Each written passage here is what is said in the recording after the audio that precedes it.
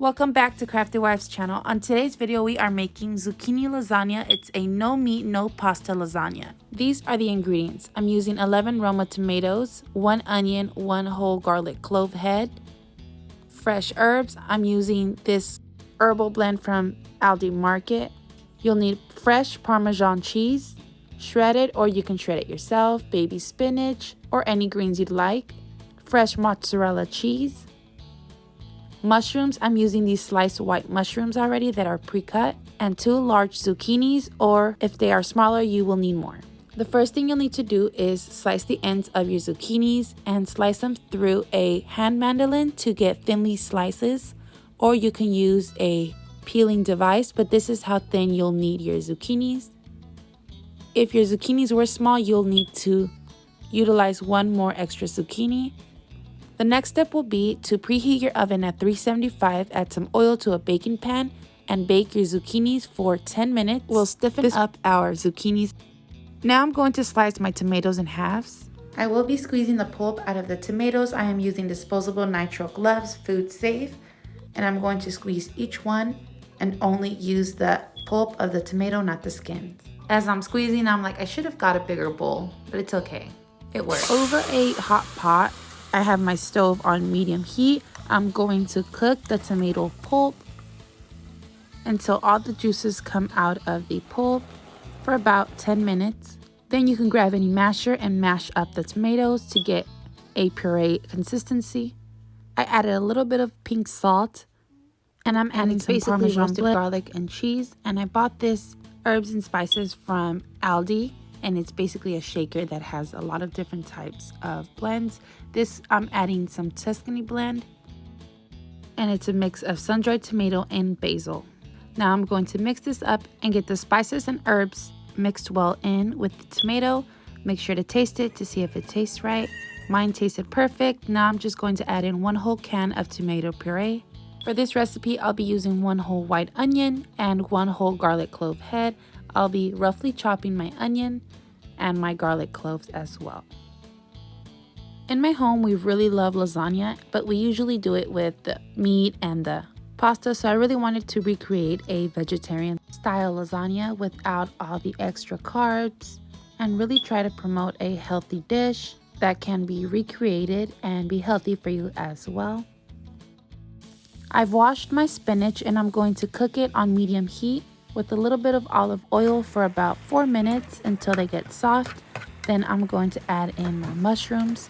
If you like a very toasty mushrooms taste with onions and garlic, I would say that first start with your onions and your garlic and then add in your mushrooms and then add in your spinach. But I don't really like mine too toasty like that, so I did it this way. And I added my onion and my garlic at the end because since they are going to cook in the oven, I just wanted a very soft textured taste. I feel like my plate needed a little bit more greens, so I did add some more greens. And I had a bag of chopped kale in my fridge, so I washed the kale and I added 2 handfuls of kale, and in total was 2 cups of spinach and 2 handfuls of kale. Now I'm going to let this cook on medium heat for about 5 minutes. Now I'm going to season my greens, and you can use any type of seasoning that you prefer. I'm using Parmesan blend. Now we're going to make our ricotta cheese layer, and I'm using 2 containers of ricotta cheese, and they are each 15 ounces in each bottle. Now I'm going to add in my Parmesan cheese, and make sure this is fresh Parmesan cheese. In the grocery store that I went to, they had the Parmesan cheese grated. Now I'm going to add in 1 egg to the mixture and mix that well in together so the egg can incorporate with the ricotta cheese and the Parmesan. Now I'm going to start layering my zucchini lasagna. So first you add in your tomato puree, then you add the baked zucchini slices over the top of the sauce. You can add them whatever direction you want your zucchinis to lay in, just as long as you do it in the order that I've showed you. Now I did bake my zucchinis in the oven for about 10 minutes on 375 because zucchinis do retain water, so we were just cooking off some of that retained water in the zucchinis. Now don't overcook them for more than 10 minutes because then they will get very flat and they won't be easy to work with. So then we go in with our second layer, which is our ricotta cheese layer. And then after we put in our second layer, we cover it up with the zucchini layer. Your third layer would be your spinach, kale, and mushroom layer, tossed in olive oil and garlic, and just spread it around so you get the whole pan coated in spinach and mixed greens. This will be the heart of your dish since it's a no meat lasagna. And mine is really well seasoned. Now I'm going to go in with our fresh mozzarella cheese. And what I'm going to do is just pinch it and put it in big layers just like this.